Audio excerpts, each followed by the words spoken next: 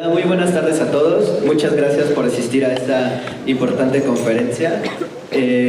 Nosotros, como Borium, Comunidad de Ciencias del Espacio, hemos tenido la oportunidad de invitar a la doctora Xioli Pérez Campos, jefa del Servicio Sismológico Nacional, a que nos brinde esta conferencia titulada Observaciones de las contorsiones de la placa de Cocos.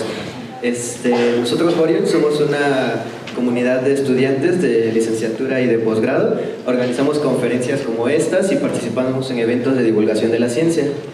Nos gustaría agradecer por la realización del evento a la Dirección General de Divulgación de la Ciencia y a la Facultad de Ciencias. Antes de leerles la semblanza de la doctora, me gustaría comentarles unas medidas de seguridad, y es que nadie puede estar sentado en los pasillos. Y me gustaría que ubicaran la salida de emergencia más cercana donde se encuentran. En el caso de los que están de aquí de la mitad hacia allá, es aquella, la que está en aquella esquina. Los que están de la mitad hacia acá es la que está allá. Y los que están arriba, la única salida que tienen es la que se encuentra hasta allá, hasta su izquierda.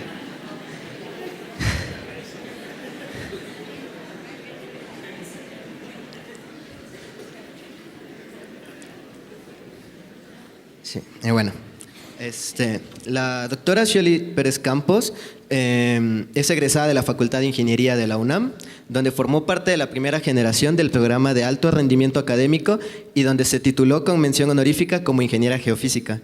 Su desempeño académico fue reconocido con la medalla Gavino Barrera a nivel preparatoria y licenciatura. Realizó sus estudios de maestría en estadística y en geofísica, así como de doctorado en geofísica en la Universidad de Stanford. Durante su doctorado recibió el reconocimiento al mejor trabajo presentado por estudiante por parte de la Sociedad Sismológica de América. Además, realizó un postdoctorado en el Instituto Tecnológico de California, Caltech. A su término, se incorporó a la Facultad de Ingeniería de la UNAM como profesora de tiempo completo del Departamento de Ingeniería Geofísica, en donde imparte clases desde 2004.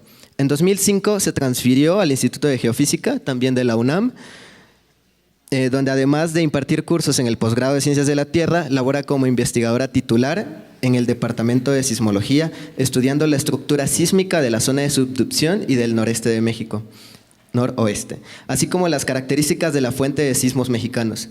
Pertenece al Sistema Nacional de Investigadores, contando con el nivel 2. De 2008 a 2010 fungió como representante técnico de México ante la Organización para el Tratado de Prohibición Completa de Ensayos Nucleares de la ONU. Actualmente es presidenta de la Unión Geofísica Mexicana y jefa del Servicio Sismológico Nacional. Y bueno, dejando de lado el currículum, también me gustaría mencionar que la doctora Xioli es una persona con una enorme calidad humana y muy querida por todos los que la conocemos. Pues, sin más, me gustaría que le dieran un fuerte aplauso a la doctora.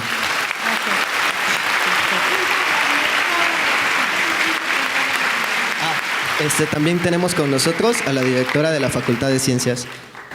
Sí, yo nada más le quiero dar la bienvenida, darles las gracias. Tenemos otro tanto de personas esperando entrar, ya les vamos a avisar cómo ver todo en streaming. Y si es necesario, a lo mejor le vamos a tener que pedir que vuelva a dar otra plática. Yo sé que no ha cesado de darlas. Para eso estamos. Pero sí es muy importante, yo les agradezco que estén aquí. Hay muchísimos mitos de qué es lo que pasó, muchísimas historias raras, y qué bueno que está aquí para explicarnos y que todos ustedes entiendan bien de qué se trata. ¿No se oye? Sí me oyeron, ¿verdad? Sí. Bueno, ya las dejo con ella, que es a la que vinieron a ver. Gracias. Gracias. Pues buenas tardes a todos. ¿Sí me escuchan bien? Sí, ok. Primero que nada, muchas gracias a Borium. Me invitaron a dar esta plática en agosto, a principios de agosto. No es porque los sismos se puedan predecir, no se pueden predecir, no sabíamos qué iba a pasar. Y el título que le habíamos puesto a la plática es esta, Observaciones de las contorsiones de la placa de Cocos, porque es justamente a lo que me dedico. Como oyeron, me dedico a estudiar la estructura y en específico a estudiar la geometría de la placa de Cocos. Entonces yo tenía preparado una plática para el día de hoy, vinieron sismos importantes en México, quedan dentro de la placa de Cocos, entonces parece pertinente pues hablar un poco de ellos, ¿no? Ya que quedan en la placa de Cocos. Entonces voy a empezar con lo que venía yo originalmente a platicarles, que es a lo que me dedico como investigadora, ¿Qué sabemos de la placa de Cocos? Y creo que es muy importante que todos conozcan cómo es por dentro la placa de Cocos, a qué nos referimos con ello, y ya después ponernos en contexto con los sismos que han ocurrido en los días pasados. Entonces vamos a hablar un poquito de antecedentes y tal vez parezca muy básico, pero vamos a platicar desde qué es un sismo y por qué ocurre, qué son las placas tectónicas, dónde estamos en México.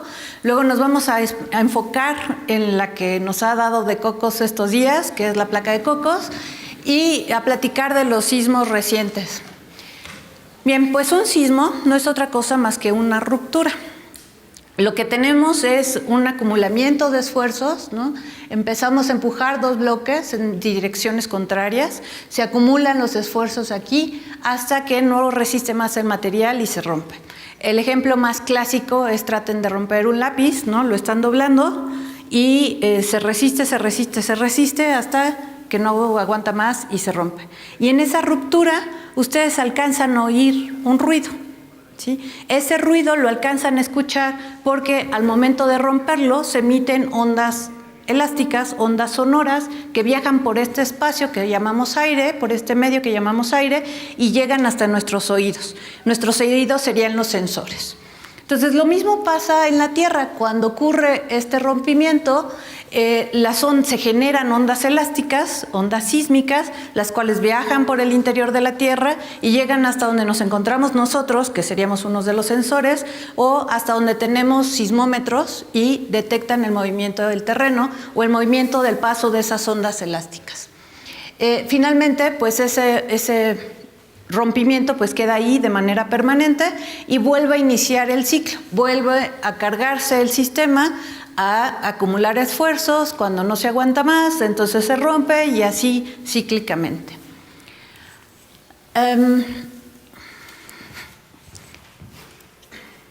Uy, no sé qué hice.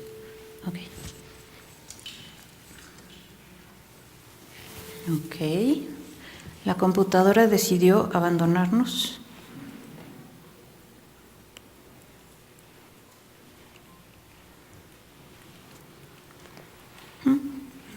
Completamente abandonados. Ok, vamos así. Ok. Entonces, ¿dónde ocurre? Los sismos no ocurren en la superficie, ocurren a profundidad. En el punto donde ocurre, donde inicia esa ruptura, ¿no? Donde se rompe ese material, se le llama foco o hipocentro. Y no es un solo punto, rompe todo un plano, el cual conocemos como falla, que vemos ahí. Y a partir de ese foco y de esa falla es de donde se emiten las ondas sísmicas. Si nosotros hacemos una proyección de ese foco hacia la superficie, la proyección sobre la superficie la conocemos como epicentro. Lo que hemos visto es que la gran mayoría de sismos nos dibujan este patrón. Y ese patrón nos está delineando lo que conocemos como placas tectónicas. Lo que vemos aquí son las placas mayores, las más grandes. Nuestro planeta, la corteza terrestre, está dividida en esos grandes bloques conocidos como placas tectónicas. Y justamente en la interacción de esas placas tectónicas es donde se dan los sismos más importantes. Por ejemplo, el que nos afectó hace 32 años, un 19 de septiembre. Las generaciones de allá atrás y allá arriba algunos, pues no se acuerdan de esto porque no lo vivieron, pero los que veo acá adelante y yo, sí lo vivimos, ¿no? Somos una generación marcada por este sismo. Es un sismo muy importante porque, como el que ocurrió otro 19 de septiembre, este 19 de septiembre causó una gran devastación en nuestro país, sobre todo en la Ciudad de México. Tuvo una magnitud de 8.1 y ocurrió en las fronteras de la placa de Cocos y la placa de Norteamérica. Pero hay otros sismos importantes en el mundo que tienen las mismas características. Por ejemplo, el de Sumatra, en 2004, que también es un sismo de subducción, pero entre otras placas, y si vemos por allá, pues fue la placa de Euroasiática con la placa de Filipinas. Y ese sismo fue muy importante porque tuvo una magnitud, además de ser muy grande, de 9, generó un tsunami, el cual fue transoceánico, y la mayor parte de las pérdidas humanas se debió a ese tsunami. Fue un sismo también que marca y rompe paradigmas en la sismología, porque nos hace voltear a todos los países que tenemos zona de subducción para poner más atención en los tsunamis. Y a raíz de ese sismo se empieza a generar mucha cultura en torno a los tsunamis, mucha preocupación en cuanto a cómo alertar a las poblaciones en cuanto a tsunamis y sobre todo tsunamis lejanos, porque, insisto, tuvo un tsunami transoceánico que mató muchísima gente en la India. ¿Sí? Si ellos hubieran tenido una alerta de tsunami transoceánico, muchas vidas se hubieran salvado. Hay otros sismos icónicos, como el otro reciente de Chile en 2010, magnitud 8.8, otro sismo de subducción. Aquí es la placa de Nazca metiéndose por debajo de la placa de Sudamérica. Y ese sismo es importante porque de pronto nos toca más cerca, en el continente, de una magnitud considerable y que nos hace voltear hacia nosotros mismos. Chile tiene un gran historial de sismos grandes. De hecho, es el país que ha registrado el sismo más grande en la historia, magnitud 9.5, ¿sí? en registro, también de subducción. Y otro sismo que rompe paradigmas es el sismo de Japón de 2011. Todos recordamos el famoso tsunami, la catástrofe con Fukushima, etcétera, pero para los sismólogos lo que ha sido importante es que es un sismo que rompe en la zona cercana a la trinchera, zona que se pensaba que no podía romperse. ¿Por qué? Si nosotros tenemos estos dos bloques en contacto y tenemos esfuerzos, pues solo lo que se va a romper es lo que está ahí bloqueado. ¿Sí? Lo que se pensaba es que esta zona más cercana a la trinchera, que es donde se unen las dos placas en la superficie, se deslizaba sin problemas y ya después los esfuerzos se acomodaban acá abajo. Y entonces, si eso pasaba, esto no tenía capacidad de romperse, no tenía un comportamiento frágil, ¿sí? Tenía un comportamiento más bien dúctil y entonces fluía sin ningún problema. Pero resulta que no, que lo que pasaba es que no había capacidad de visualizar con instrumentos esa zona cercana a la trinchera porque se encuentra a más de 200 kilómetros de la costa y toda nuestra instrumentación se encuentra tierra adentro. Entonces no se había visto que esa zona estaba bloqueada y que tenía la capacidad de ruptura. Nuevamente es un sismo que a todos los países que tenemos zona de subducción nos hace replantearnos cómo es nuestra zona de subducción cercana a la trinchera. Viene a romper todos nuestros paradigmas de qué es lo que se puede esperar en nuestra región. Bien, entonces vámonos a nuestro vecindario, vámonos a nuestro país. México se encuentra en este contexto con esas 5 placas tectónicas. La más grande y donde nos encontramos la gran mayoría del país es la placa de Norteamérica. La otra es placa de Pacífico, donde se encuentra la península de Baja California, y entonces hemos oído estas historias de que Baja California se está separando, ¿no? Y que tarde o temprano Disneylandia va a quedar ahí cerca de La Paz o una cosa así, ¿no? Y lo cual tienen toda la razón del mundo. La península se está separando desde hace 12 millones de años, ¿sí? Desde hace 12 millones de años, Los Cabos estaban pegados a Mazatlán y les ha tomado 12 millones de años en llegar hasta donde está. Entonces, si se esperan un ratito, no necesitarán pasaporte ni visa, pero son millones de años, ¿sí? No se va a romper de un tirón, un jalón, un sismo de magnitud, ¿qué dicen? 10 o 12 o no sé qué números raros dicen. No se va a romper así. Lo está haciendo todos los días, se mueve, pero muy poquitito, ¿sí? Luego tenemos la placa de Rivera, que es la placa más joven, es la bebé, es bebé de Farallón, ¿no? Antes teníamos una gran placa, que era la placa de Farallón, esa se dividió y dio origen a Rivera y a Cocos, y la más chiquita es Rivera, que se está metiendo por debajo de Jalisco y Colima. Y ese contacto de placas, ese resultado de esa interacción entre Rivera y Norteamérica, ha dado origen a uno de los sismos más grandes que hemos registrado en México, uno de magnitud 8.2 en esa región, ¿sí? En las costas de Colima, Jalisco. Tenemos la placa del Caribe, acá al sur. Y esa le toca a los chiapanecos y la parte de Centroamérica estar sobre esa placa. Y la placa de cocos, que insisto, es hay una tienda, ¿no? No quiero hacer el comercial, pero saben de cuál estoy hablando, de petacas, ¿no? ¿Nunca han ido al centro? ¿Son muy jóvenes? Las de Miguel, ¿no? Ok, entonces los de mi generación para arriba entienden mi chiste. Los que no, dense una vuelta al centro buscando esa tienda de petacas, ¿no? El coco de todos los petaqueros. Ok, entonces nuestro coco es la placa de cocos, ¿sí? Esa placa de cocos que está interactuando con Norteamérica. Bien, ¿cómo interactúan las placas? Pues hay 3 tipos de interacción. Veíamos o vemos allí que la placa de Pacífico está en contacto con la de Rivera y de Cocos. Algo está pasando en esa interacción. Lo que está pasando es que las placas se están separando, pero no es que se separen ni quede un hoyo y podamos ir al centro de la Tierra. No, eso no pasa, ¿sí? Por más que Julio Verne quería llevarnos, no pasa. Lo que pasa es que ahí está saliendo material nuevo y formando piso oceánico nuevo, se está formando nuevo material, ¿sí? Y sigue creciendo nuestro piso oceánico y nuestras placas de coco y de pacíficos y se sigue moviendo lateralmente.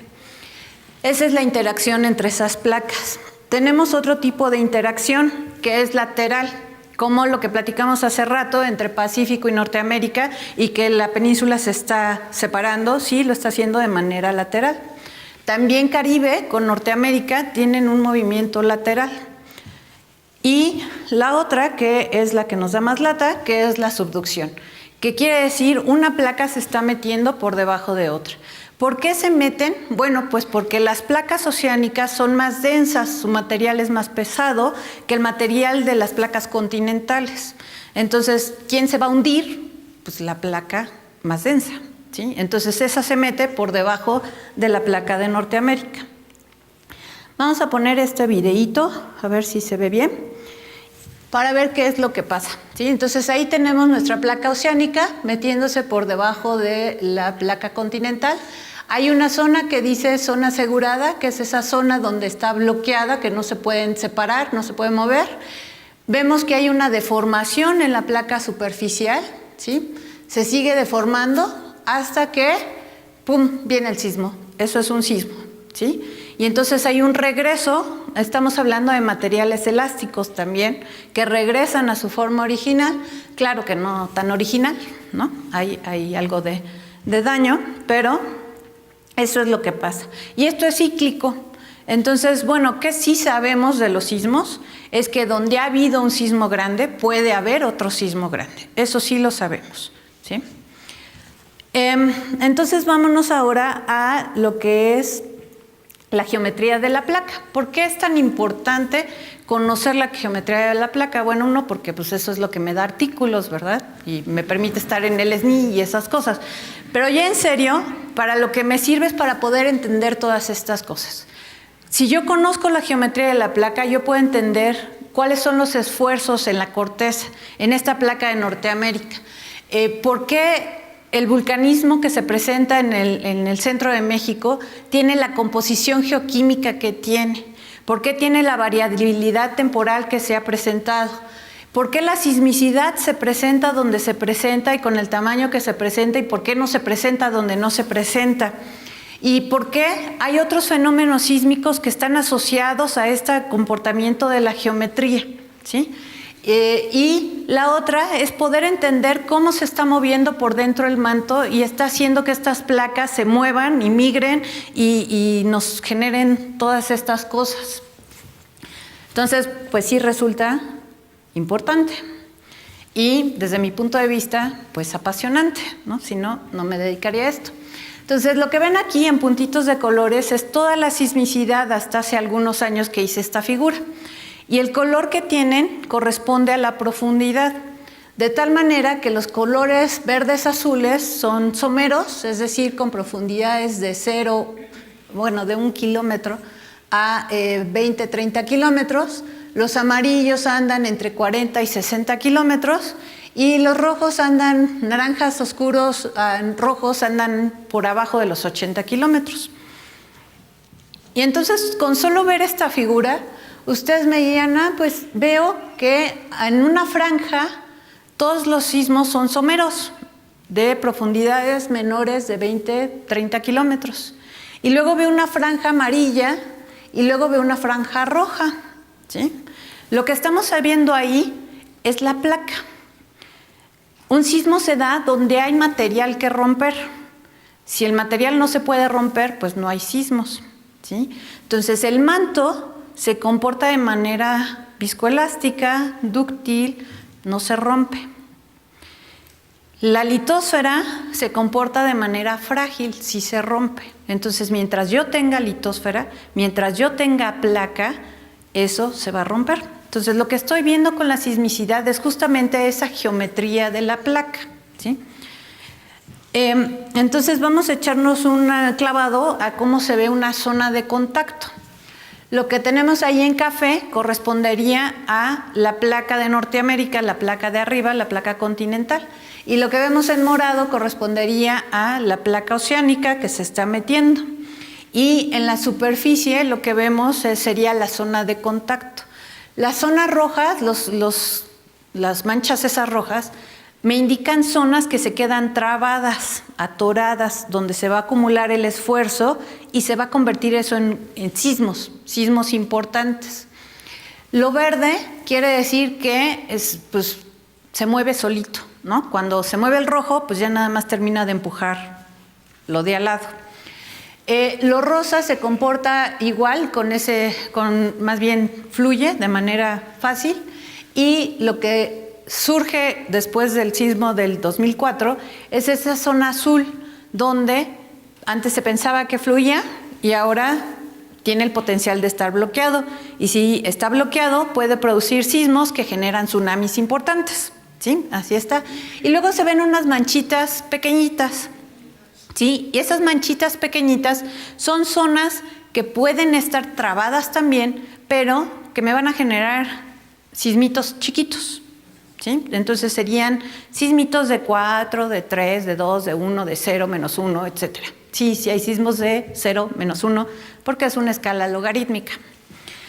Entonces así se ve esa superficie.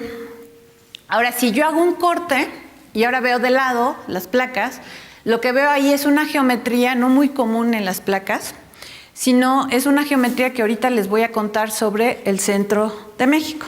Gracias. Perdón.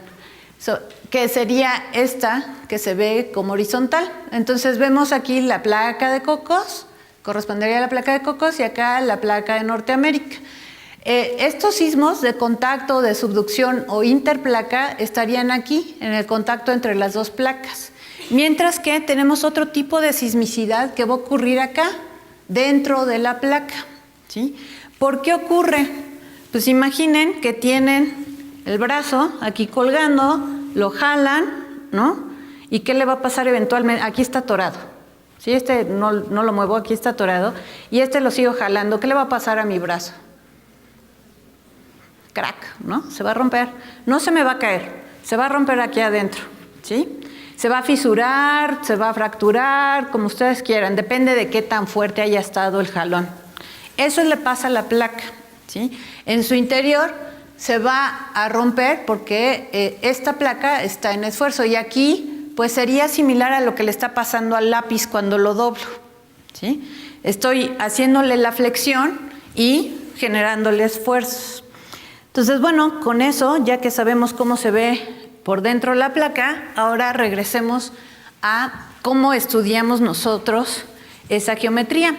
Lo primero que nos parece obvio es con la sismicidad. Ya vimos que la sismicidad me está diciendo, me está delineando por dónde está pasando la placa. Entonces eso hicieron en el 95 Pardo y Suárez. Este es uno de los primeros trabajos que delinea esa geometría. Entonces vemos aquí la placa de Cocos metiéndose, la placa de Rivera metiéndose, y acá la placa de Norteamérica moviéndose en esta dirección. Y estas curvas de nivel nos están indicando dónde quedaría, de una interpretación basada en los hipocentros, en la sismicidad ahí observada, dónde quedaría el techo de la placa de Cocos, ¿sí? Serían esas curvas de nivel. Entonces me dirían que aquí la placa de Rivera pues se ve inclinada más o menos como unos 20 y tantos grados, que acá es una inclinación más suave y que acá en el sur otra vez tiene una inclinación un poquito más pronunciada, ¿sí? Entonces lo que vieron ellos es que la geometría de la placa de Cocos variaba de norte a sur. Y además había otra cosa muy curiosa, que era esto, que nuestros volcanes activos están alineados de esta manera, ¿sí? Dentro de la faja volcánica transmexicana, así se llama. En general, cuando estamos en una zona de subducción que está alineada con la costa del continente, los volcanes también están alineados con la costa del continente. Pero en este caso no están alineadas, nuestra costa viene para acá y la faja va para allá, ¿sí? Esta es la trinchera, que es donde se unen las dos placas y no es paralela a la faja volcánica. Entonces eso era una observación muy peculiar para México, hasta que se vio estas curvas de nivel. Resulta que corresponde la profundidad de la placa con la posición del vulcanismo, ¿sí? Los volcanes se dan cuando se tienen las condiciones de temperatura y presión para que se generen los fundidos en la placa y suba este magma y me genere volcanes en la superficie. No se dan aleatoriamente. Y todo esto corresponde a las profundidades en donde la placa, el material de la placa, se puede fundir y generar vulcanismo. Entonces, lo que se ha visto de esta faja volcánica transmexicana es que en la composición de los magmas ha variado con el tiempo, ha tenido una progresión lateral, pero también ha tenido una progresión hacia el norte, ¿sí? Y esto lo han explicado algunos autores con el cambio en la geometría de la placa.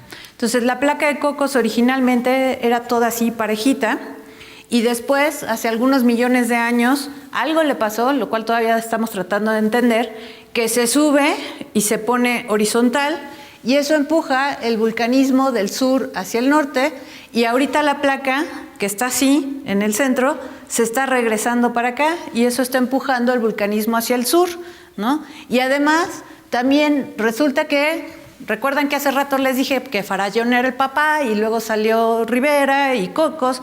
Cuando eso pasa, hubo rupturas en la placa que hacen que esta ruptura de Farallón se fue, ¿sí? Y esa ruptura hizo que hubiera una migración en la geoquímica de los magmas.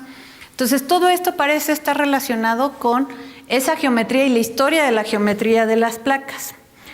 Entonces, como sismólogos, lo que queremos es delinear mejor esa geometría y entender y poderla correlacionar con las otras observaciones. Entonces, desde el 2003, 2004, empezamos con experimentos sísmicos, con muchas estaciones, muchos sismógrafos. El primero fue en el 2004. Son 100 estaciones sismológicas aquí, otro grupo hizo yo también hice y ahorita estamos haciendo otro acá. Y es justamente para delinear todos estos cambios en la placa. Entonces, ¿qué se ha visto? Vámonos primero a Rivera. Aquí era una geometría con unos cuantos puntos, y lo que hicieron los investigadores allá con un proyecto que se llamó MARS, y no porque sea Marte, sino porque es Mapping the Rivera Subduction, ¿no? Entonces, mapeando la subducción de Rivera, lo que hicieron fue un trabajo de tomografía. Entonces, todos estamos acostumbrados a escuchar tomografía cuando nos van a hacer algo, ¿no?, médico, y eso implica tener sensores. Nos ponen unos sensores, nos avientan señal y reciben los receptores y hacen un cálculo de viaje de las ondas, ¿no? Lo mismo hacemos los sismólogos, pero ¿qué usamos? Nuestra fuente son los sismos y nuestros receptores son estaciones sísmicas en la superficie, y con eso generamos estas imágenes donde nos dejan ver los contrastes del material. Y entonces cada una de estas imágenes corresponde a un corte hacia adentro, y ven estas manchas azules, las cuales corresponden a la placa.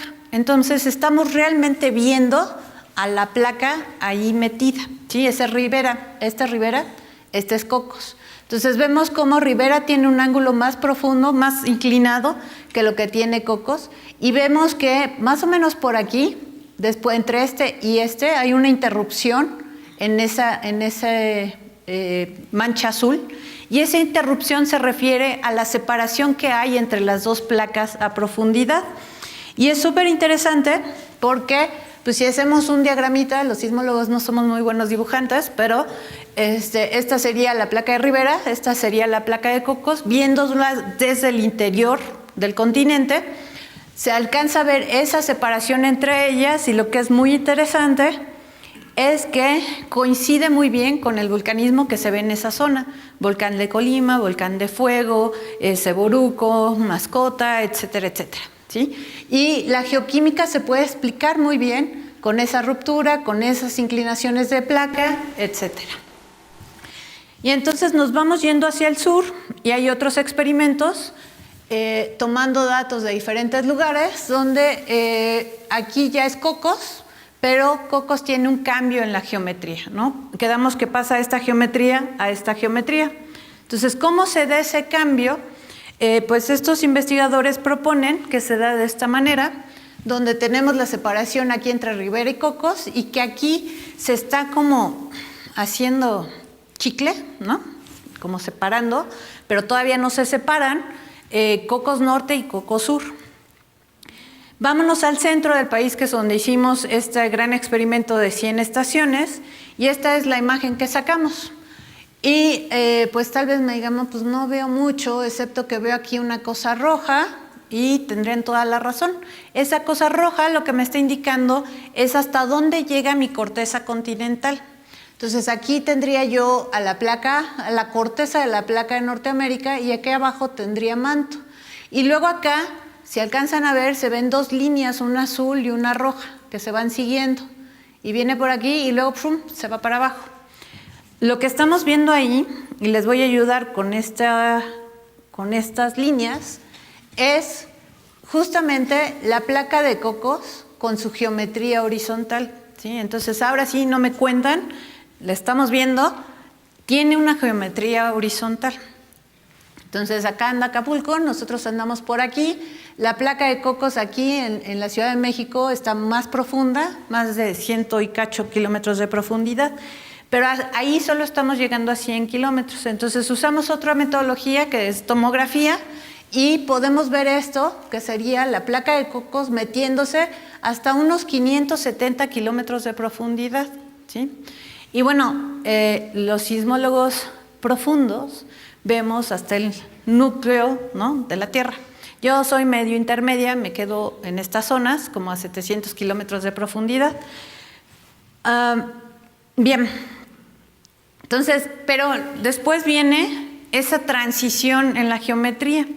Y esto es algo que no me voy a saltar la transición y me voy a ir hasta el sur, hasta donde ya la conozco bien, que es justamente la zona del Istmo de Tehuantepec. Ahí tuvimos otro experimento, pusimos estaciones todo a lo largo de la carretera transísmica. Esta es la imagen que obtenemos, y pues me van a decir, ahí sí no veo nada, ¿no?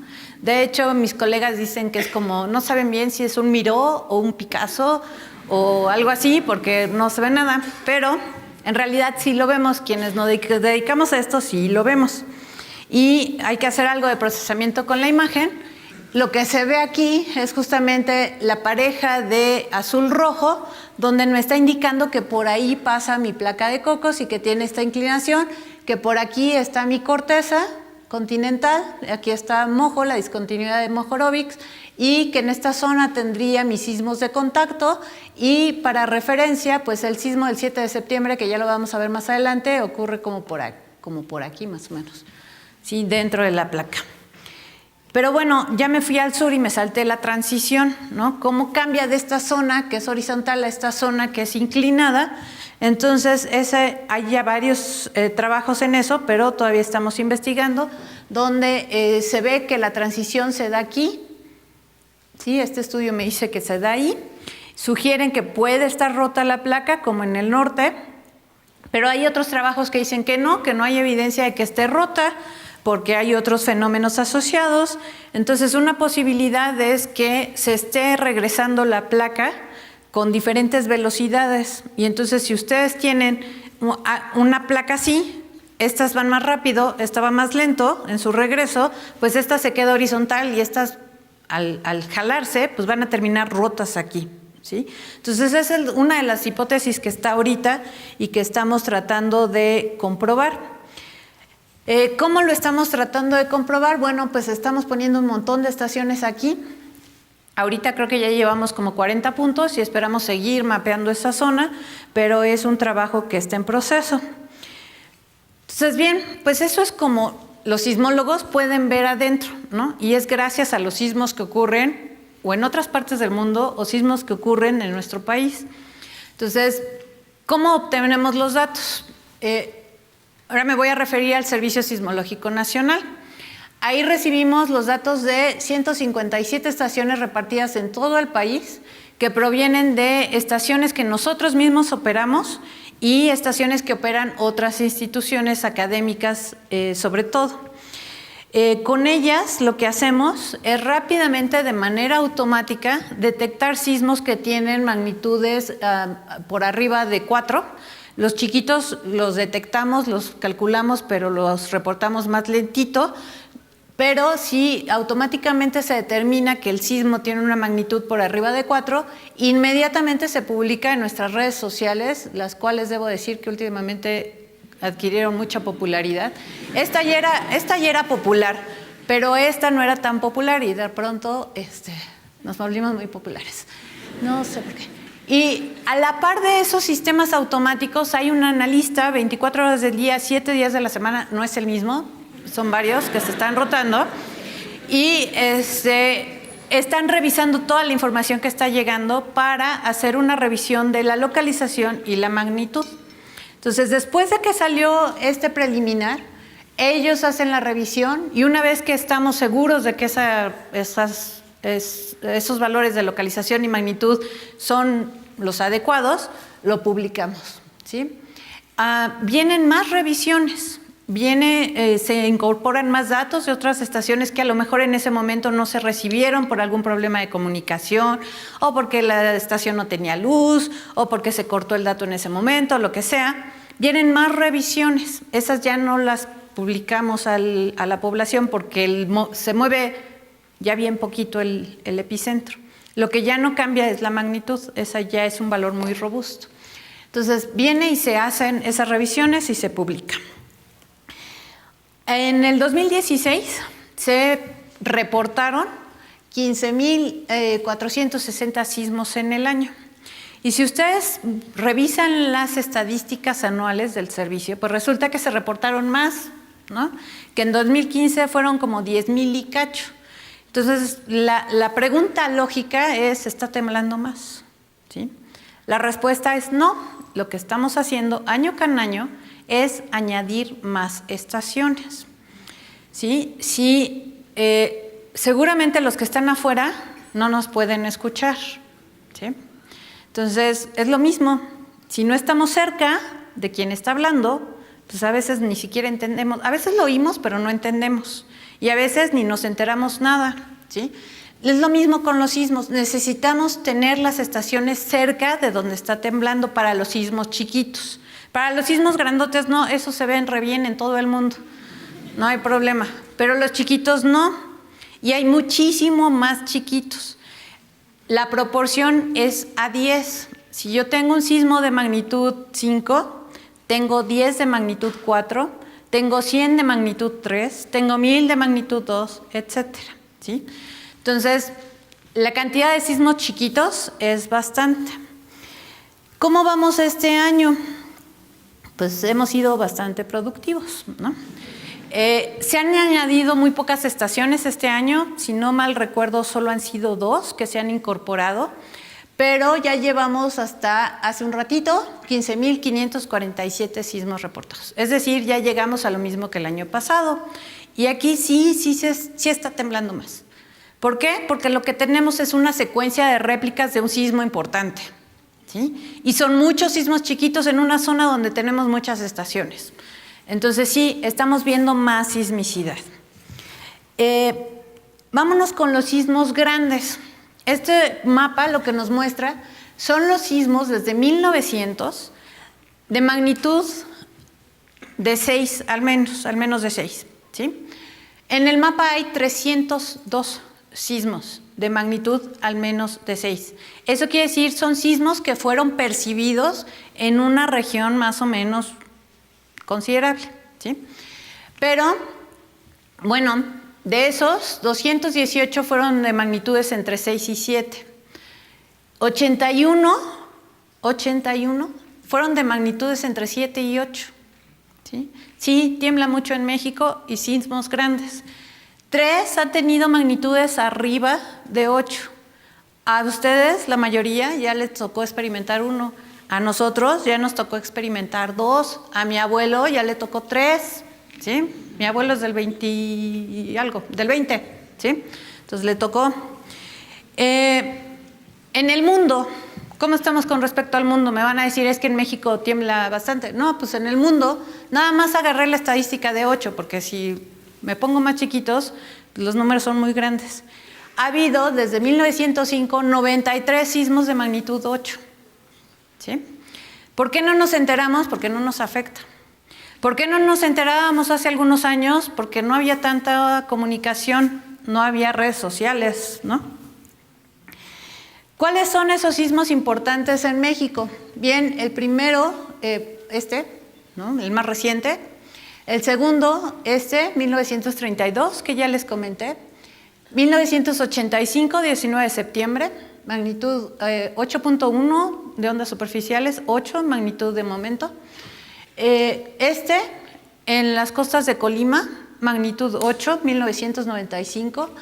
Es debatible porque el primer cálculo de la magnitud es 7.8, pero una revisión con magnitud de ondas superficiales es 8. ¿Sí? Entonces estoy diciendo números de magnitudes que son diferentes. Es que hay diferentes metodologías para calcular la magnitud. Depende del dato que se use, del pedacito de onda sísmica que se analice. Depende si lo estoy haciendo con estaciones cercanas, estaciones lejanas, etcétera, etcétera, etcétera. Entonces, hay fácil 20 formas de calcular la magnitud y estas pueden darnos números diferentes. Y para el sismólogo es importante, si nos están dando números diferentes, me puede indicar algo sobre el comportamiento en la fuente, es decir, donde se originó el sismo. ¿Sí?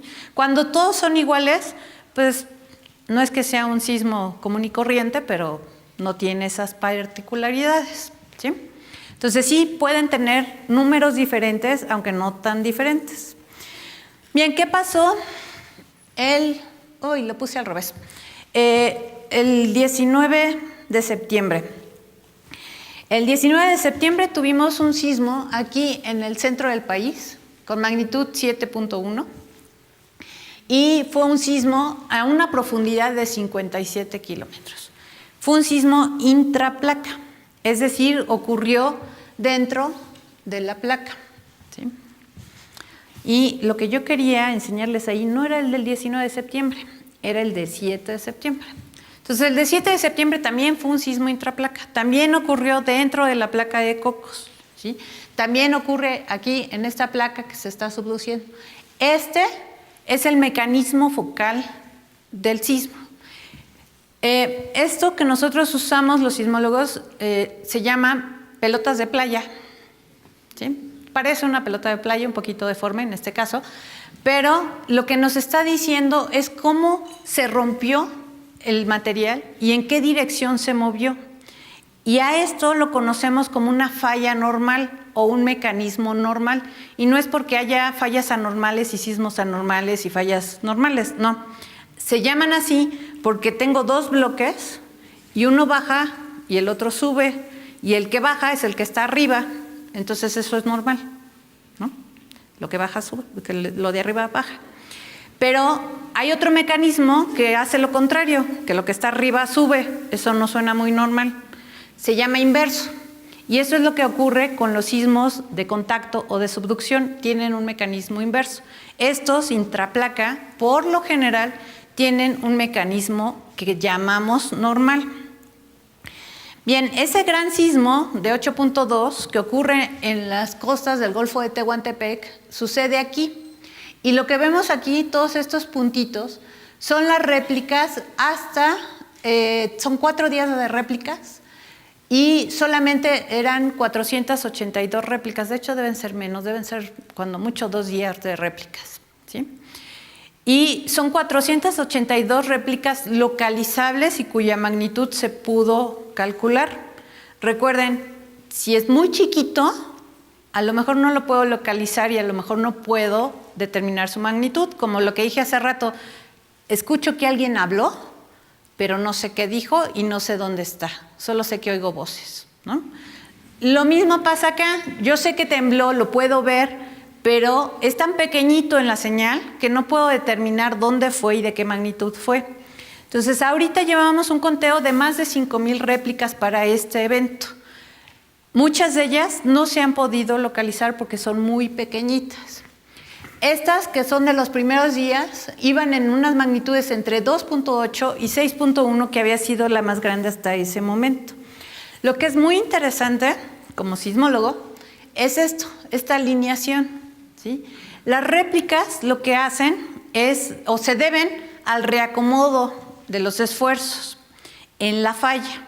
Y entonces cuando nosotros mapeamos las réplicas, lo que estamos mapeando es justamente la falla, dónde se rompió, ese plano de falla. Entonces este está muy interesante porque nos está dando esa alineación y ese plano. Y hubo otra réplica más de 6.1, unos días después, el sábado pasado, ¿no? El 23 de septiembre, que también nos agarró así con todo el susto del mundo. Y también es otra réplica de ese sismo. Entonces llevamos 2 réplicas grandes de 6.1. Ese es el corte a profundidad, ¿sí? Ahora ya estamos acostumbrados a ver estos cortes después de este rato platicando. Entonces tengo la placa de Norteamérica, la placa de Cocos subduciendo. Lo que ven en negro es la sismicidad de fondo, es la sismicidad que ha ocurrido en esa zona hasta antes del gran sismo. Entonces sí, era una zona donde ya temblaba, ¿sí? Toda la costa del Pacífico es una zona donde ya tiembla. Ocurre del 7 de septiembre, vemos sus réplicas aquí en rojo, ocurre, y también estas otras en rojo, y el del 23 de septiembre que se ubica por acá. Bien, ahora sí, el que sí quería, el del 19 de septiembre, que ocurre acá en el centro, y ocurre a una distancia de 120 kilómetros de la Ciudad de México, pero a una distancia pues casi de 600 kilómetros de este, ¿sí? Los dos son sismos intraplaca, los dos ocurren dentro de la placa de Cocos, los dos ocurren a profundidades aproximadas de 57, 58 kilómetros por ahí, ¿sí? Son profundidades muy parecidas, pero no tienen ninguna relación, ¿sí? Y no es que queramos decir no tienen relación y punto, no. Hay grupos de sismólogos estudiando si hay relación o no entre ellos. ¿Cómo? Cuando sucede hay un cambio de esfuerzos en toda la región y entonces puede favorecer la ocurrencia de fallas o la puede desfavorecer, ¿sí? Si yo empujo para allá, pues no, ustedes se van a mover en este sentido. No se van a mover en este sentido, ¿sí? Entonces yo estaré favoreciendo todo lo que se mueve en este sentido, pero desfavoreciendo lo que se mueve en este sentido. Entonces ese es el tipo de análisis que se hace y que se están haciendo. Y hasta ahorita lo que se ha visto es que estos dos no tienen nada que ver. También hay otro tipo de mecanismos para relacionar sismos que ocurren muy cercanos en el tiempo. Y es más bien un disparo dinámico, ¿sí? Pero eso ocurre muy rápido después de este sismo grande. Ocurre 12 días después. Dinámicamente ya no es posible, ¿sí? Entonces, hasta ahorita, todos los análisis que se han hecho apuntan a que estos dos son eventos independientes y que fue una mera casualidad y peor casualidad que haya ocurrido el 19 de septiembre, ¿no? O sea, además. Bien, ese es el mecanismo. Y así es como se ven. Esta es la placa de Cocos vista por dentro. Esta es una figura que me pasó el doctor Leonardo Ramírez. Él está trabajando en la modelación justamente del sismo del 19 de septiembre. Y lo que vemos aquí ubicaríamos el sismo del 85 sobre la superficie de la placa. Dentro de la placa sería el del 19 de septiembre del 2017 y acá en el sur, dentro de la placa, del 7 de septiembre de este año. Entonces, esos son mis garabatos, ¿no? Haciendo dos cortes diferentes a esa imagen que teníamos. Si hacemos el corte en el centro, veríamos los dos sismos, el del 85, el de 2017, interplaca en el contacto, intraplaca dentro de la placa. Y la pregunta que me han hecho N veces es ¿por qué si este es más pequeño nos afectó tanto comparado con o cómo se relaciona con respecto a la magnitud de ¿sí? Esas son como las tres preguntas en una sola que he recibido. La primera es si efectivamente del 2017 fue menor, magnitud 7.1, con respecto a magnitud 8.2, o con respecto a magnitud 8.1. Menor significa en tamaño, en esa área de ruptura, en energía liberada.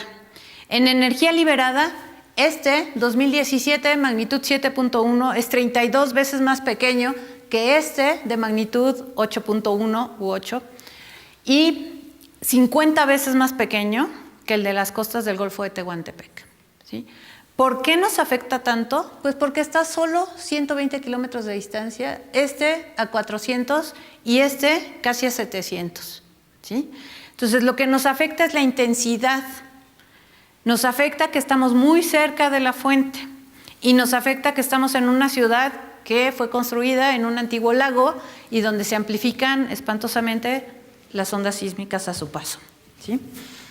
Bien, han tenido comportamientos bien diferentes. O sea, no solo es el tamaño, sino el número de réplicas. Por un lado, el del 19 de septiembre, que tuvo 39 réplicas observables, ¿sí? Muchas de ellas son tan chiquitas nuevamente que no las podemos localizar y calcular. Solo 12 de ellas se han reportado con localización y magnitud. Y la más grande ha tenido una magnitud de 4. Y parece ser un comportamiento muy común para los sismos que han sido intraplacas en esa región. Así se han comportado. Mientras que parecido, o un primo ahí cercano, ¿no? En el 99, el sismo de Tehuacán, 15 de junio, tuvo una magnitud de 7, poquito más chiquito, pero algo. Y solo se reportaron 13 réplicas en un mes, y la mayor tuvo una magnitud de 4, ¿sí? Perdón, 4.5. Hubo 3 con magnitudes arriba de 4. El sismo del 7 de septiembre es otra historia completamente diferente. Llevamos más de 5,000 réplicas, como decía. Las mayores son las de 6.1. Y una de las preguntas que también he recibido bastante es, ¿esto normal? No desde el punto de vista de mecanismo normal, sino comportamiento de réplicas, ¿es atípico o es común? ¿Sí? Y pues uno, como sismólogo, está acostumbrado a ver estos sismos intraplaca, pero no tan grandes, generalmente son más pequeños, de magnitudes 7 o por ahí, con muy pocas réplicas, pero lleva muchísimas réplicas. Lo que vemos ahí es la estadística del número de réplicas según el tamaño. Llevamos 170 réplicas con magnitudes arriba de 4.5, es decir, se están sintiendo ya en la zona epicentral. Esto es el número de réplicas reportadas por día. Vemos que ya está disminuyendo, como es el comportamiento de las réplicas, va a disminuir con el tiempo, pero que de pronto tuvo un repunte, y ese repunte es porque tuvimos una réplica grande, un 6.1, y ese mismo pues tiene sus propios hijitos, ¿no? Tiene sus réplicas. Entonces hay un repunte otra vez y vuelve a bajar. Pero ¿esto es atípico o se ha presentado en otros lados? Bueno, pues estuve buscando y me encontré con este sismo, que todavía tengo que verlo mejor porque el mecanismo no parece el mismo, pero en profundidad pues es similar, 60 kilómetros de profundidad. Magnitud es similar, magnitud 8. Y aún a 28 días después del sismo, ese evento había registrado 105 réplicas, pues más o menos lo que nosotros llevamos, ¿sí? No comparo réplicas más pequeñas porque no sé la capacidad de detección que se tenga en la zona. Entonces puede ser que no tengan muchas estaciones y por eso no están viendo réplicas tan chiquitas. Pero ya un 4.5 ya es más fácil verlo más lejos. 2 réplicas fueron de magnitud 6, que suena como muy parecida a la historia de lo que fue nuestro sismo del 7 de septiembre. Entonces, la respuesta es no, no es atípico. Se ha presentado en otras partes del mundo. Pero bueno, ya tengo que parar. Hoy en día tenemos mucha instrumentación. Gracias a ella podemos conocer el interior de la Tierra, podemos entender mejor y delinear mejor esta geometría. Y esta geometría es importante porque nos va a poder explicar muchos fenómenos que estamos viendo, la sismicidad misma, la composición volcánica, los otros fenómenos sísmicos de los cuales no les platiqué ahorita, pero que existen y que estamos estudiando. Y bueno, pues ¿qué sería de mí si no dijera que nos hace falta por hacer, verdad? Necesitamos hacer muchos análisis más experimentos, nos hacen falta estudiar otras zonas. Estos experimentos han sido a lo largo de líneas, ¿sí? O en zonas muy específicas. No está mapeado toda la placa, entonces necesitamos mapear toda la placa. Y bueno, con estos sismos recientes vienen preguntas. A mí me empieza a surgir una pregunta fundamental. ¿Por qué si estos 2 sismos son intraplaca con profundidades similares, se están comportando tan diferente? ¿Es solo su tamaño? Porque uno es muy grandote y el otro no tanto. ¿O tiene relación con la geometría de la placa? ¿Sí? Y si tiene relación con la geometría de la placa, ya justifiqué toda mi investigación. Y si no, pues también quiero entenderlo, ¿sí? Y poder dar una explicación por qué esos comportamientos son diferentes. ¿Es solo el tamaño o hay otros factores involucrados, ¿no? Y como siempre digo al final de mis pláticas, pues no se pierdan el próximo episodio porque hay que estudiar más. Y gracias.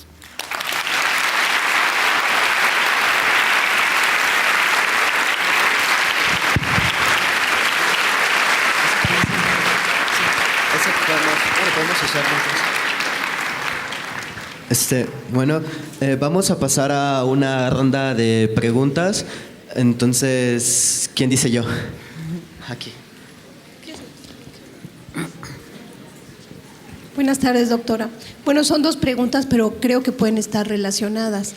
Durante la conferencia de prensa del sismo del 7 de septiembre, el doctor, creo que se apellida Hugo Delgado, el director de Geofísica, comentó que ustedes tenían que hacer muchas más cosas, pero que no tienen financiamiento y que entonces le pedía respetuosamente a la Cámara que liberaran recursos. No sé si siendo el Sismológico Nacional, el gobierno federal está obligado a darles un cierto financiamiento. Y luego la otra cosa es, como a lo mejor no tienen dinero para investigar eso, ¿qué pasa con la brecha de Guerrero que también he estado leyendo en los reportes, ¿no? ¿Esa es parte de la investigación que ustedes están interesados en continuar y para lo que quieren financiamiento? ¿O por qué es tan interesante la brecha de Guerrero? Ok, voy a empezar con la segunda, en lo que mi cerebro está pensando cómo responder la primera. La segunda, la brecha de Guerrero ha sido de gran interés desde antes del sismo del 85. Los sismólogos del Departamento de Sismología del Instituto de Geofísica han estado enfocados y estudiando la brecha de Guerrero para arriba, para abajo, por un lado, por el otro, desde antes del 85.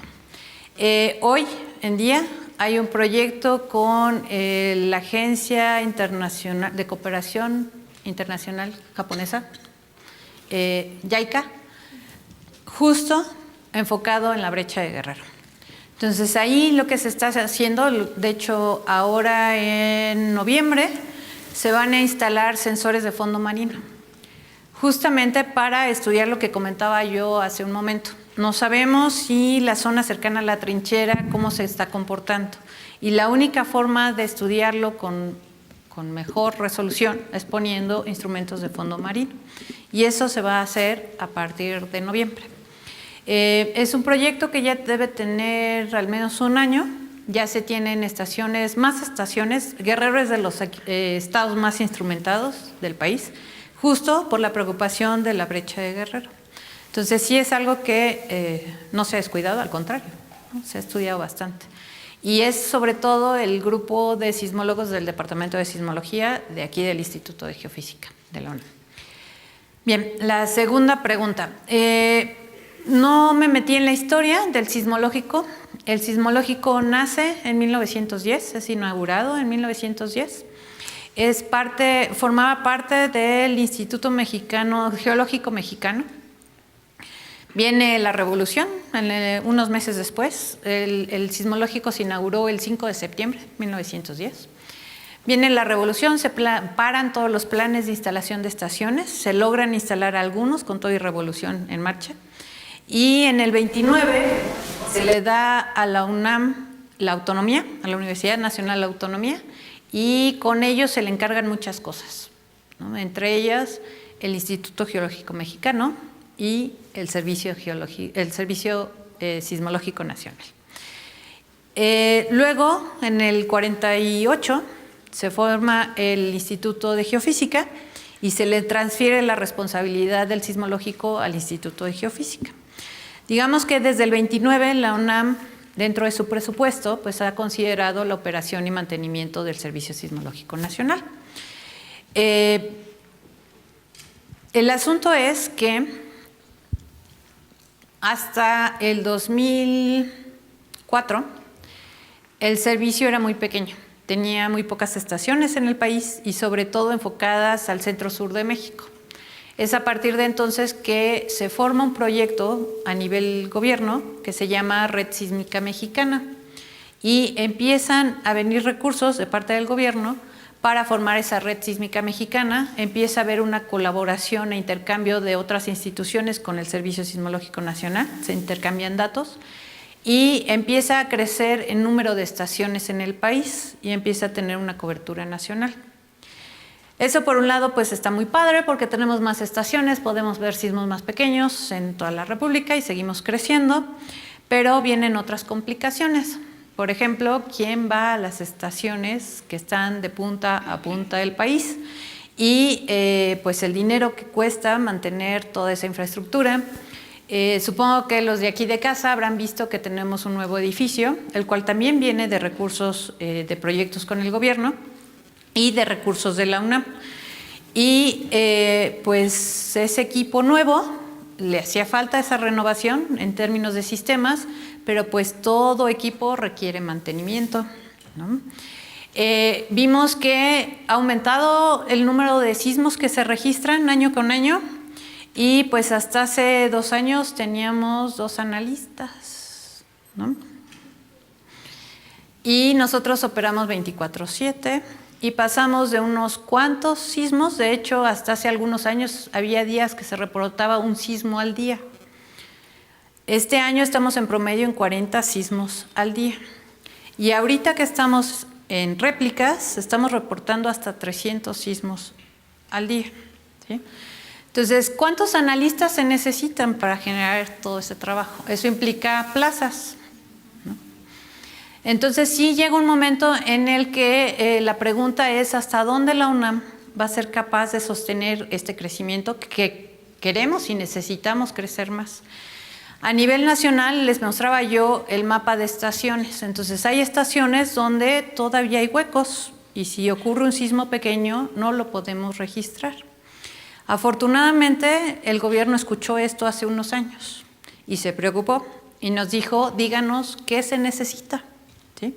Entonces, bueno, lo primero que se necesita son los fierros, es poner las estaciones. Bien, eso ya viene, ¿sí? El proyecto ya está, ya se arrancó. Pronto llenaremos de estaciones el país, no tantas, pero sí suficientes como para decir que tenemos una buena cobertura. ¿Pero qué va a implicar eso? Los analistas me ven con una cara de terror, ¿no? Porque, decía yo, por cada sismo de 4 hay 10 de 3, y si ahora tengo la capacidad de detectarlos, pues el trabajo no aumenta linealmente, ¿sí?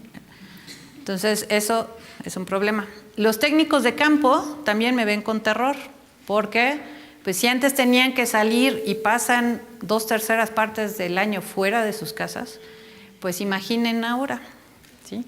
Entonces, el asunto es, sí se van a requerir muchos recursos y personal para sostener ese crecimiento. La UNAM estoy segura que hará un gran esfuerzo y ahorita sí hay la conciencia en el gobierno para hacerlo. Bueno, ¿tenemos otra pregunta? Sí, son dos preguntas regresando al tema. Una es el del 7, parece que estar en la esquinita de la placa de Caribe también. Esa no tiene nada que ver. Esa es la primera pregunta. Y la segunda es si el calentamiento global tiene que ver con la velocidad de desplazamiento de las placas. Bien, la primera pregunta, en realidad, la figura que viene ahí en la presentación sobre el límite de la placa del Caribe, pues estaba con puntitos porque en realidad no sabemos dónde está. ¿Sí? Hay mucho debate científico todavía de por dónde está pasando ese límite de placas. Entonces podría ser que donde se rompió en proyección a superficie realmente estamos cerca de ese límite entre Norteamérica y Caribe. Sin embargo, ese límite no tuvo nada que ver con el sismo del 7 de septiembre, porque el sismo ocurrió dentro de la placa de Cocos. No tuvo nada que ver con las placas corticales, ni con Norteamérica, ni con Caribe, no importa dónde se encuentre su límite. ¿Sí? Luego, con respecto al cambio climático, el cambio climático, superficie para arriba, no nos afecta a profundidad.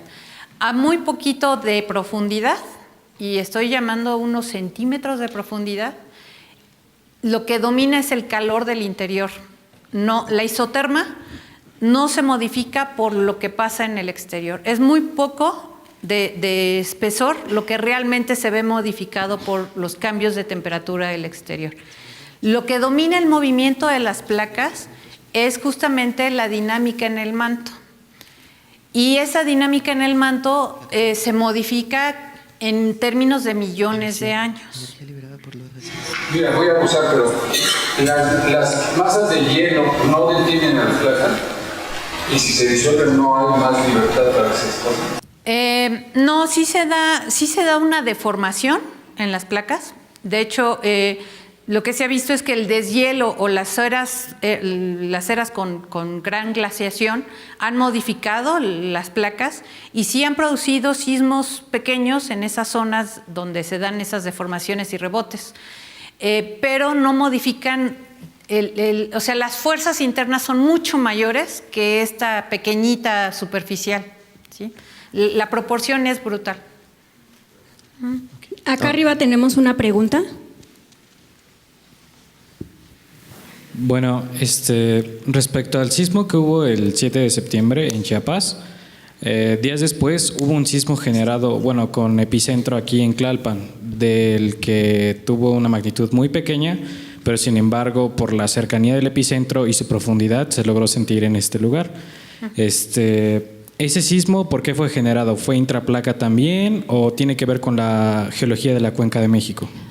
Bien, ese sismo sí es intraplaca, pero le llamamos cortical porque ocurre en la placa de Norteamérica, dentro de la placa de Norteamérica, en la corteza terrestre, ¿sí? Entonces, sí es intraplaca, pero lo conocemos como cortical. Se da porque en todo lo que es la cuenca, alrededor de la cuenca, tenemos fallas que se están moviendo también, y que a veces falta un pequeño empujoncito para que éstas se muevan. Son fallas pequeñas, por lo tanto generan sismos pequeños, que hemos llegado a tener de magnitudes hasta 4 en la zona del Valle de México. ¿Por qué se dio en específico ese sismo? Bueno, pues tiene que haber la preexistencia de una falla, no se dan nada más porque sí. Y lo que sí se está investigando es la relación que hubo entre el sismo del 7 de septiembre y este pequeñito. Ha habido varios, hay zonas en Hidalgo, hubo otro unos días después en el Valle de Teotihuacán, hay otros en el centro de México, y lo que se está analizando es lo que hace rato comentaba de un disparo dinámico. Entonces esto se está revisando y pues no son análisis que se hagan en unos cuantos días, ¿no? Toma bastante modelo para tener la respuesta final. Entonces, ahorita, de primera mano, pues sí sugiere que hay una relación, pero hasta no comprobarlo, yo no me atrevo a afirmarlo. Sí, bueno, yo tengo una duda respecto a los rumores de que se abrió una falla geológica en Puebla. ¿Qué se puede saber más al respecto? Como dice la canción, ¿no? Son rumores, son rumores. Sí, son rumores. De hecho, he visto algunas fotografías, ¿no? Que se ven así como abierto. No son fallas. Lo que son, seguramente, digo, lo vi solo en fotografías y eso lo podrá evaluar mejor un geólogo, pero no es la falla que origina el sismo. La falla que origina el sismo está a 50 kilómetros de profundidad, no genera ninguna expresión en superficie. Lo que a lo mejor estamos viendo en superficie es el efecto de las ondas sísmicas al pasar. Y que en esa zona, a lo mejor era una zona donde el material estaba medio débil, medio frágil, y pasa y lo sangolotea, pues termina roto, ¿no? O separado. Pero no es una falla geológica, y menos la falla que originó el sismo. Bueno, también en la transmisión en vivo en Facebook están haciendo muchas preguntas y Jazz Riz pregunta, ¿la actividad de las manchas solares influye en la actividad sísmica? Bien, es importante contestar estas preguntas, a pesar de la reacción generalizada. No tiene nada que ver. Las manchas solares se ha visto que tienen cierta periodicidad, la cual no se ve en los sismos grandes, ¿no? Y como decían por ahí, y solo en México pasa, no, analizamos la sismicidad de todo el mundo y no la afecta. Lo que pasa con el sol, a nosotros en la superficie sí nos afecta de cierta manera, pero lo que pasa, igual que con el cambio climático, es mínimo lo que ocasiona con respecto a todas las fuerzas del interior de la Tierra, ¿sí? Entonces, lo que domina en ese movimiento de placas y por lo tanto en la generación de sismos viene de abajo, no de arriba.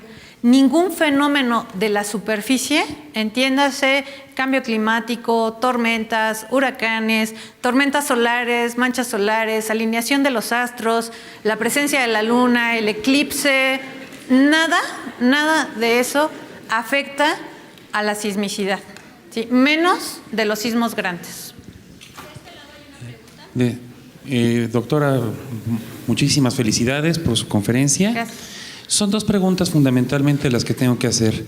La primera es con respecto a, se ha comentado acerca del fenómeno lumínico que hay en sismos, se puede apreciar por las noches, algunos fotonazos, diríamos vulgarmente, en el cielo, que posiblemente, yo escuché por ahí que se deba a cargas eléctricas debido al rozamiento de la superficie del suelo, ¿no? Durante el sismo.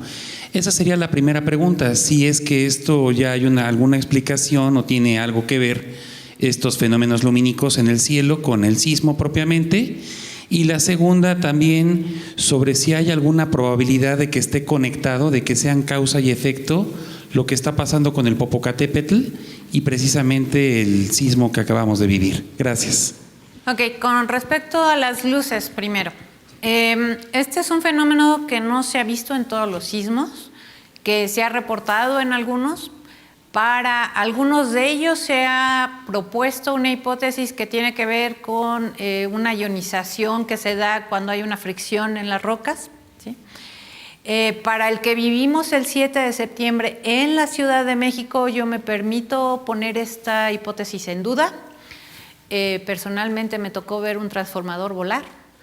Estamos en una ciudad con muchos transformadores. Estábamos en una noche lluviosa, con mucha nubosidad, la cual pues sí pudo haberse ionizado, pero más que nada por estas descargas eléctricas de estos fenómenos más humanos que de la Tierra.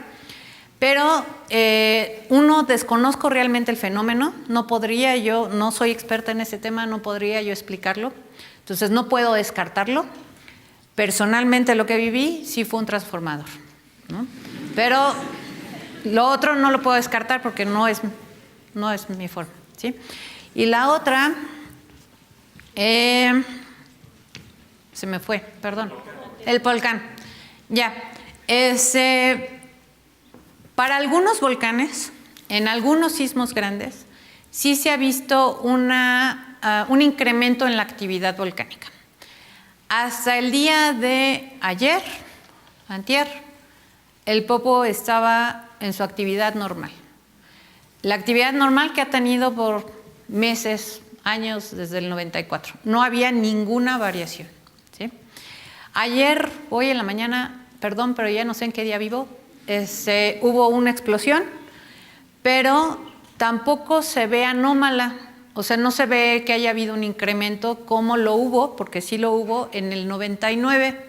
En el 99 mencionaba yo el sismo del 15 de junio de 1999, con epicentro cercano a Tehuacán, Puebla, y ese sí despertó un poquito más al volcán, sí hubo un incremento en su actividad.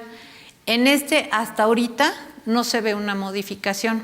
Es más los rumores que la realidad.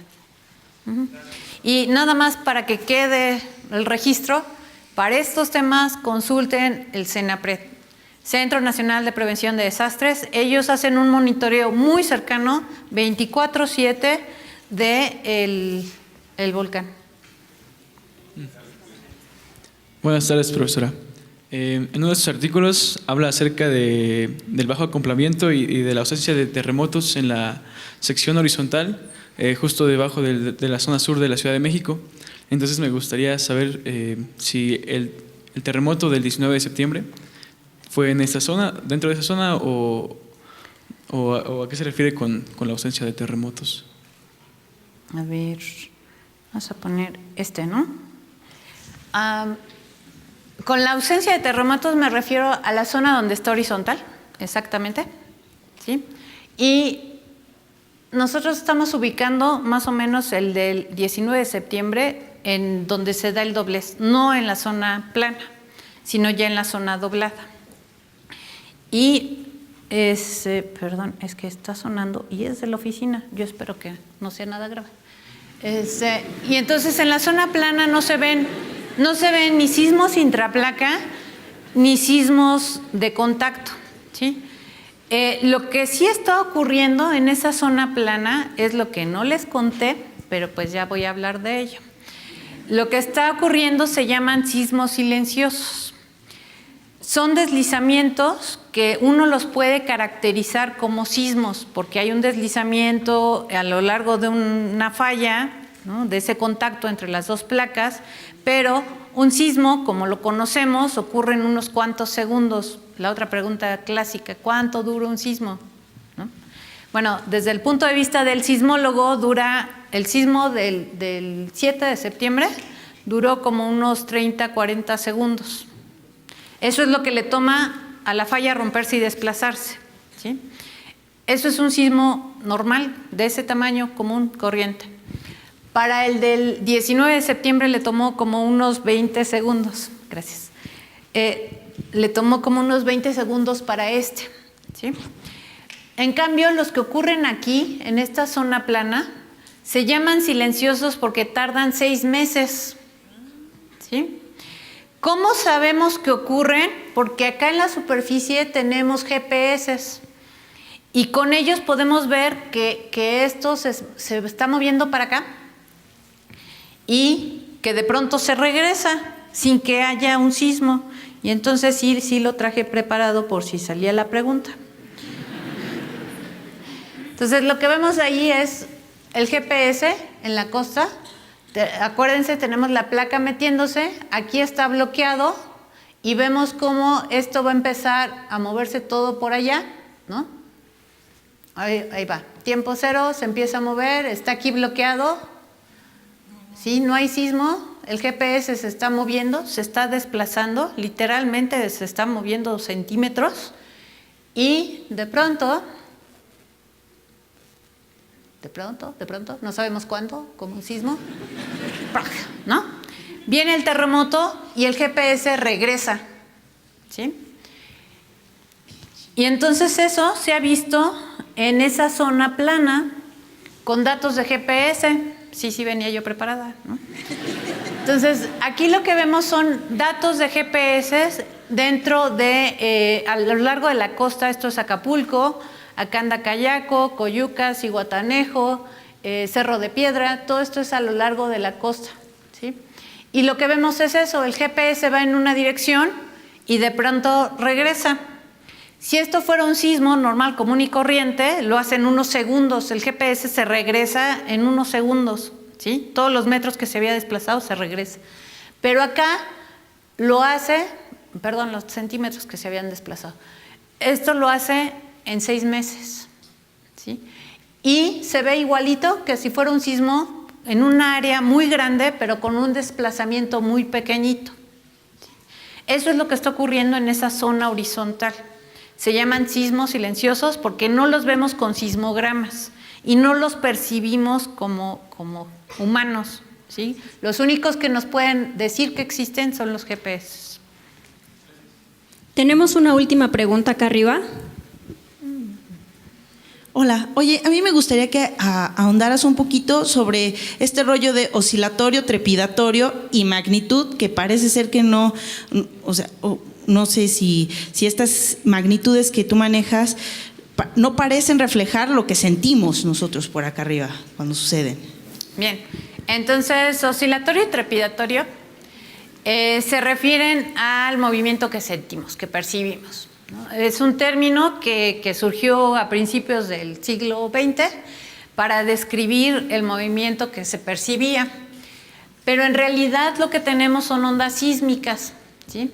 Y las ondas sísmicas pues tenemos de 2 tipos, ondas de cuerpo, ondas superficiales. Las ondas de cuerpo tenemos ondas P, ondas S, ondas superficiales tenemos ondas Love, ondas Rayleigh. Entonces en todos los sismos, chiquitos, medianos, grandotes, hay esos tipos de onda. Se van a emitir, ¿sí? Ahora, ¿qué pasa? Las ondas P tienen un comportamiento o son ondas compresivas, ¿sí? Se van a mover en una dirección y mis estudiantes ya están preparados para lo que sigue. Se van a mover en esa dirección y van a ir comprimiendo y dilatando el material, ¿sí? Son ondas compresivas, tenía que hacerlo, ¿verdad? En cambio, las ondas S son ondas de corte, son ondas tangenciales, ondas de cizalla. Van a moverse en esa dirección, pero van a ir moviendo el material en corta, ¿sí? Y también verticalmente, ¿sale? Pero ahora, el sismo no viene de acá, de ladito, viene de allá abajo. Entonces, si me llega una onda P, que fue compresiva, ¿cómo la siento? ¿Sí? Si me llega una onda S, que fue de corte, ¿sí? La siento oscilatoria. Ahora, si tengo una onda Rayleigh, esas sí viajan por la superficie. Y lo que me van a describir es un movimiento elíptico retrógrado. Me describen una elipse y regresan, ¿sí? Conforme van avanzando. Entonces, ¿qué siento? Que subo y que bajo.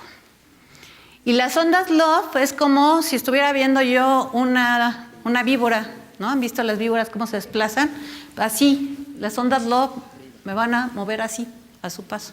Entonces, cuando la gente dice es que yo lo sentí oscilatorio y el de al lado dice no, yo lo sentí trepidatorio, y el otro los ve y dice ay, pues yo lo sentí de los dos, en realidad se refiere a qué momento y qué onda fue la que sintieron. Pero el movimiento es en 3 direcciones, ¿sí? Entonces, para arriba, para abajo, derecha, izquierda, vertical, ¿sale? Y luego, la otra, magnitud. Ok, son 2 conceptos bien diferentes, magnitud e intensidad. No son sinónimos, aunque no nos guste decir 10 veces magnitud, no podemos usar intensidad, porque significan 2 cosas diferentes. Entonces, magnitud se refiere al tamaño, qué área rompe, cuánto se desliza, cuánta energía libera. A eso se refiere, magnitud, ¿sí?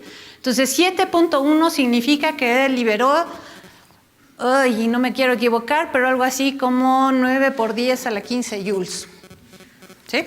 Más o menos. 32 veces más, pues eso será un sismo de magnitud 8.1, ¿sí?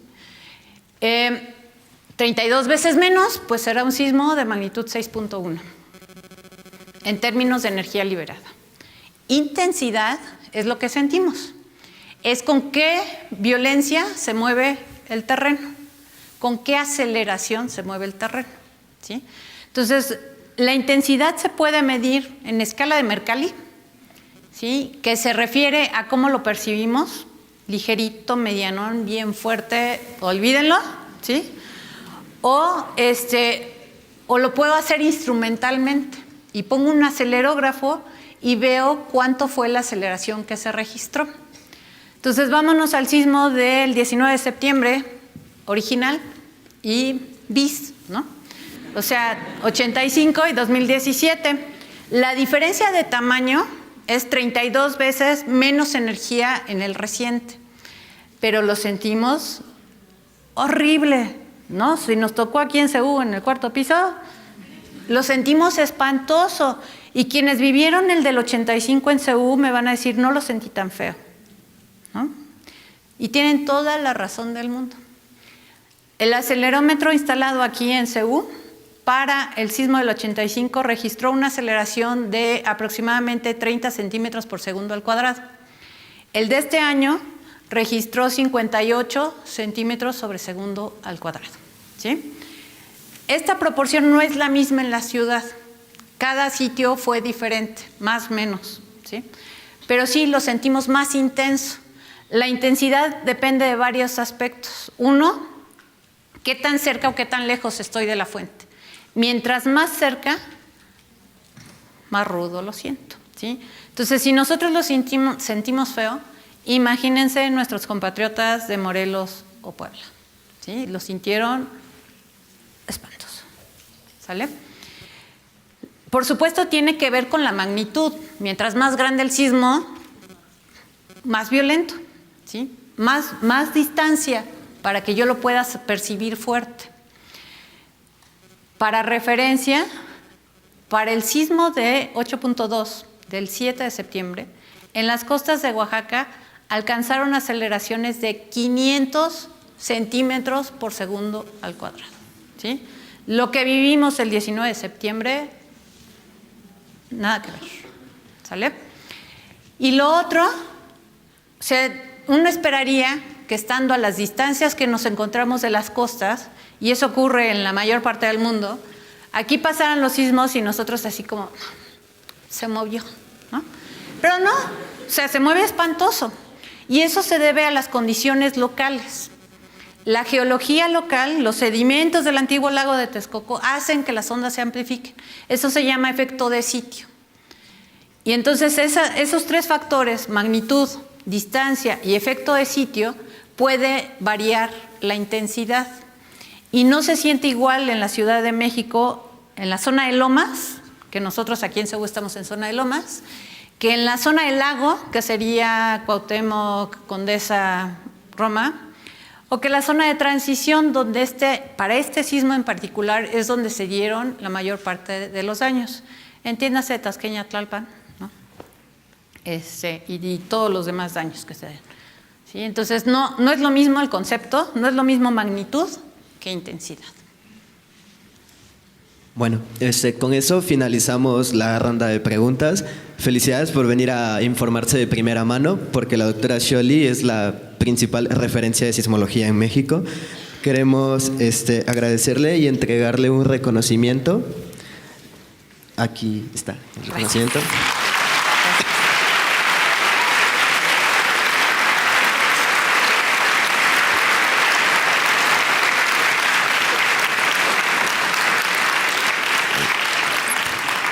Y pues la conferencia estará en nuestras redes sociales de Borium y los queremos invitar a la próxima conferencia dentro de un mes. Va a ser en el auditorio Moschinsky del Instituto de Ciencias Nucleares. Va a estar la escritora Marta Riva Palacio hablando sobre la literatura en las ciencias espaciales. Esperamos también puedan asistir. Sí caben menos. Sí, caben menos. Bueno, muchas gracias a todos y que tengan una excelente tarde.